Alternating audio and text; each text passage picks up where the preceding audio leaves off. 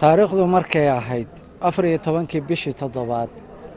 2020 maxkamadda darajada koowaad ee gobolka Nugaal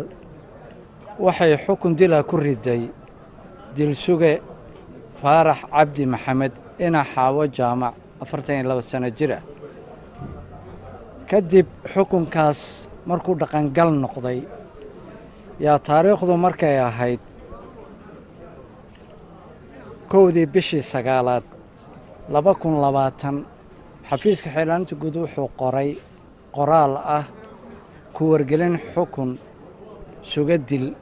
si waafaqsan qodobka 248 ee xeerka ciqaabta Soomaaliyeed kaasoo dilay hooyadii oo la oran jiray Xaawo Jaamac kuna dilay tuulada Jalam taariikhdu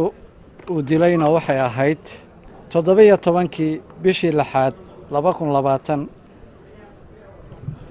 markaa hooyadii oo marxuumadda dhimatay ah waxay dhex joogtay waqtigaas deegaanka ay ku nooleed oo ah tuulo Jalam dilka wuxuu adeegsaday ninka isaga uu hooyadii ku dilay bahaladaha sabaradaha la yiraahdo waaweyn oo shubabka qoryaha ah lagu fujiyo waaweyn oo haaf ah iyo jawaan ku soo qaatay hooyadii buu u yimid madaxa ayuu kala dhacay heer wuxuu gaarsiiyay maskaxda inay soo daadato hooyadii waxaa loola cararay isbitaal Buurtinle ah kadibna halkaas ayay ku geeriyootay hooyadii haddaba maxkamaddu markay ku heshay dil si camdi ah inuu wax u dilay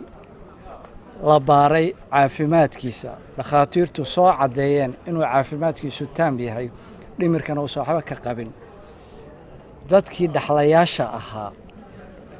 oo asaga la dhashay gacan ku dhiiglaha maanta dilka lagu fuliyay oo ahaa kuwa la aabaa la hooyo ah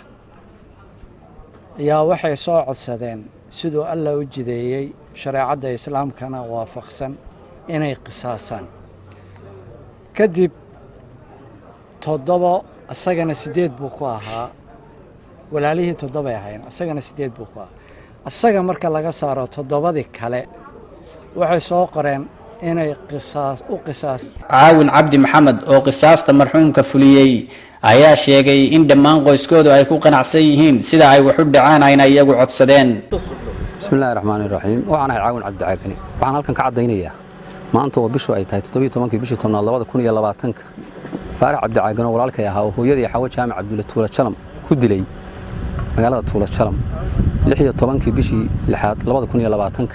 in maanta halkan aan ku qisaasanay qisaasaasna aan u fuliyay anaga waxa soo wakiishay walaalahay intii dhaxlayaasha ahayd oo hooyadii dhashay